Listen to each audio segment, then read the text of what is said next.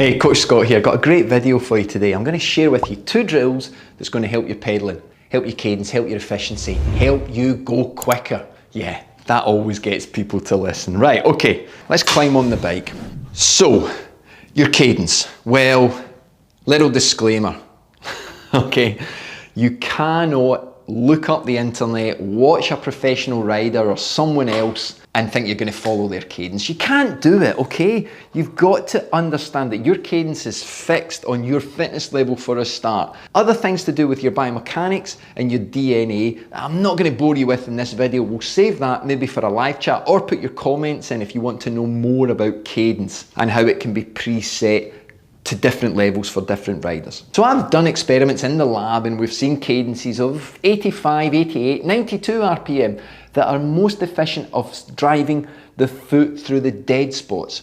Now the dead spots, that's not somewhere on Strava I want you to send, you know, there's a KOM and dead spot.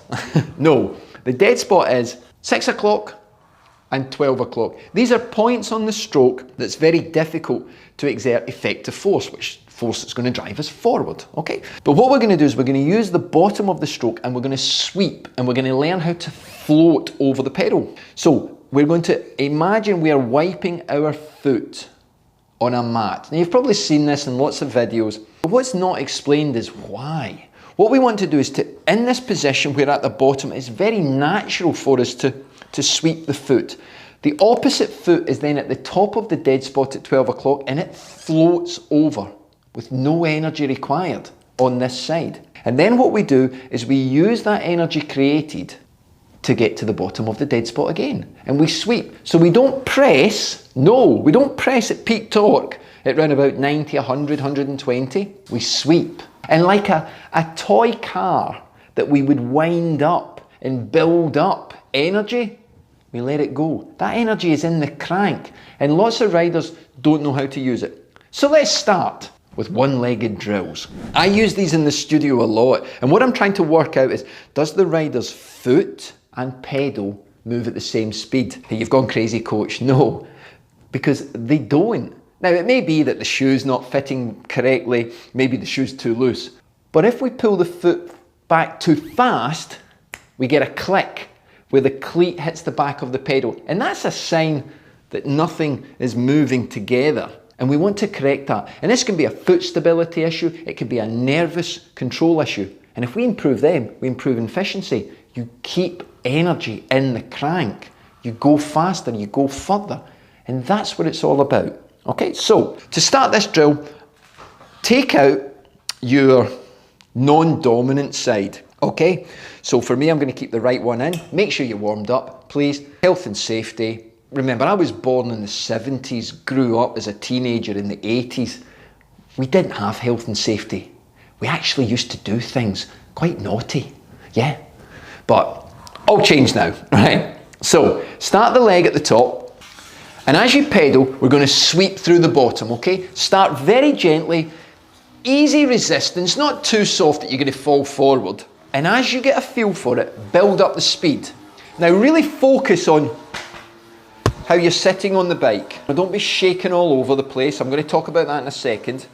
Build up that momentum, sweep, then switch off and let the energy you've created bring and float the leg over the top. So sweep, switch off. There's no contractions really of the quadricep on the down phase.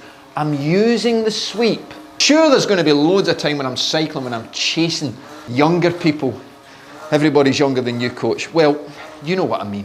85% of my riding when I'm outside is done just floating. Okay, now you may find that 10 seconds to start with is enough because you'll really start to feel that fatigue. Click in the opposite side, your weaker side. Do exactly the same, come to the top, start nice and slowly. Listen for those clicks. I'll see if I can pull that up. If I pull it up, you may just get a little click on the microphone there. Now you may get a sensory feedback. There, I'm jamming it and I got the click there. But it doesn't feel as accurate, it doesn't feel as smooth. We'll come to a stop there. It's because that side has got less control. Can you write as neatly with your right hand as you can with your left hand? Your feet are the same, but we put 2 in and we forget about it. Don't forget.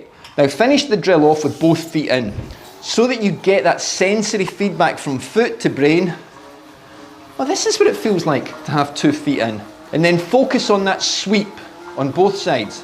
And try and get to that mythical Jedi place. You like that? Where there's no pressure. You're just floating. Of course it's easy inside. I've got no headwind, no hills. But we'll develop to outside. Okay, let's come to a stop. Right, the next one is super good. We can advance you now. Super good. Is that a word? Put a comment if you think that's a word. What we're going to do is yo-yo drills, whereby we're going to take our cadence up to the stratosphere. But unlike a lot of drills I see people do, yeah, spin really fast, go faster than what you can normally control, and that will teach your nerves to hold that higher speed. Lot of nonsense, okay? What you want to do is to go faster, then bring it back down under control. And there's a couple of markers we've got to look for control. So let's say your cadence right now is 70 or it's 90. What we want to do is to try and go 10 to 20 RPM more to start with. And we may do that for 20 or 30 seconds, and then we're going to bring it back down to earth to our normal cadence, but under control. So first of all, get yourself sat in the saddle. Remember, no collapsing. Up, roll that pelvis forward. Nice and controlled. Now there are 2 points we're going to look for in the head. One is Stevie Wonder. I just called to stop that, coach. If your head starts wandering like the wonderful Stevie Wonder, there's too much movement and you're out of control. If your hips start moving like Beyonce, if you ring a ring on it, yeah, again, you're moving too much. I want Terminator. I want steely-eyed, fixed in at this higher cadence. So take it to a point where you can control and then bring it back down. Let me share it with you. So, thinking of the sweep, we build up. So for me, I ride normally about 88, 92. I'm at that. Mainly 90, 92 for most of the ride. So, nice and comfortable, right? Terminator head, not Stevie Wonder. Terminator ass, not Beyonce. Spin it up. We're going to hold that.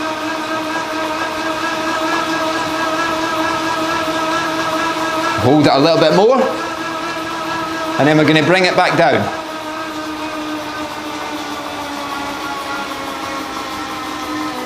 Under control. You'll get that, boom, a little bit of anaerobic work, so there's a little bit of oxygen debt. So you get that big surge to take a deep breath. The coach is hiding it very well. And breathe. Recover. We do it again. Up and down, like a yo-yo, but under control. We can use that for a warm-up. We can use that for an activation session. And you're giving yourself a score every time you go up and down. Do it in a mirror.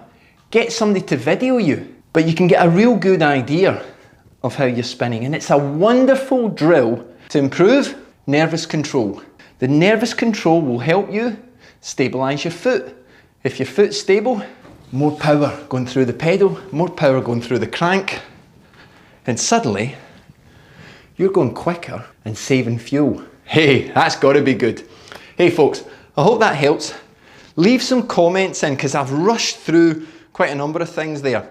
You may be lucky enough to be doing some live sessions with me. We'll be doing these workouts in the lives, and I'll be talking about them on the Discord channel, how they can really help. And I've got so many more for you where we can build strength as well. Hey, if you enjoy everything about cycling as much as I do, subscribe to the channel and join the party, or just give it a thumbs up and let YouTube know that we're adding value to this wonderful online platform. Okay folks, until the next time, you keep smiling, keep spinning, and remember, anyone can train hard. There's only a few of us can train smart. See you soon.